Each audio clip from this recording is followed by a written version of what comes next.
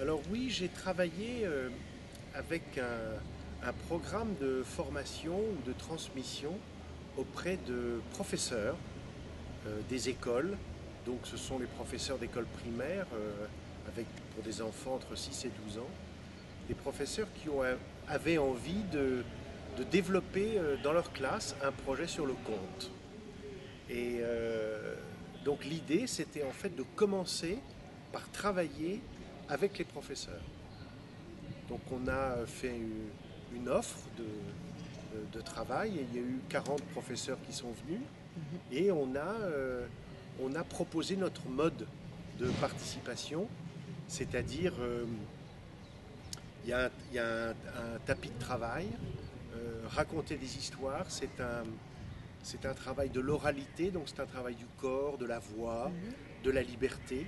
Donc on enlève les chaises, on enlève les tables, on enlève les notes, on enlève ses chaussures, on se détend et on commence à travailler, on fait des exercices de mémoire, de relations, d'improvisation, on s'exerce à raconter très vite des histoires, on rentre dans un vrai travail de jeu entre adultes, avec toujours bien sûr cette idée qu'à un moment, le même travail sera fait avec les enfants.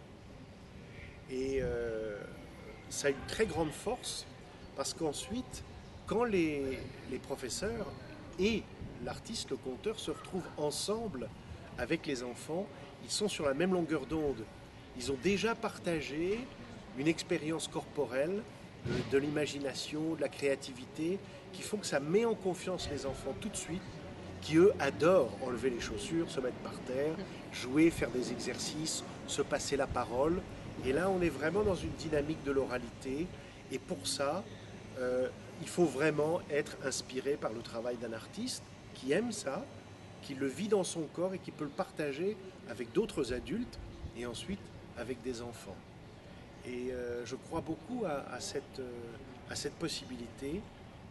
Évidemment, la grande faiblesse de ce type de processus, c'est que c'est difficile à l'inscrire, on va dire contractuellement, dans le milieu de l'éducation nationale en France. C'est très difficile, c'est souvent des opérations toujours supplémentaires qui sont basées sur l'énergie et le désir des professeurs.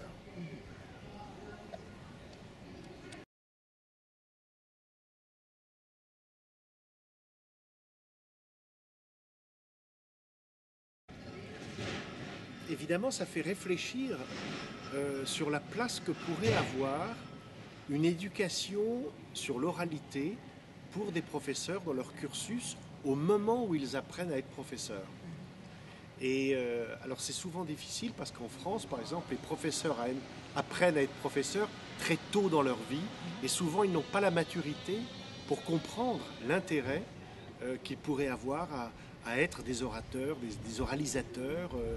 Ils sortent en plus d'un milieu enseignant où on leur a beaucoup appris à travailler par l'écrit. Et là, tout à coup, on leur demande d'être libre, d'oraliser, d'être corporel. C'est pas facile. C'est beaucoup plus intéressant avec des professeurs qui ont déjà 10 ans d'expérience et qui se rendent bien compte qu'il faut des nouveaux outils avec les enfants. Et là, tout à coup, ces hommes, ces femmes sont beaucoup plus à même de comprendre l'intérêt que ça peut représenter pour eux, de comprendre et de vivre eux-mêmes ce que c'est qu'un mouvement de l'oralité, du conte, du storytelling, et ensuite le transmettre avec un artiste, avec des enfants, ou eux-mêmes avec les enfants. Après, ça, c'est au gré de la vie et des projets.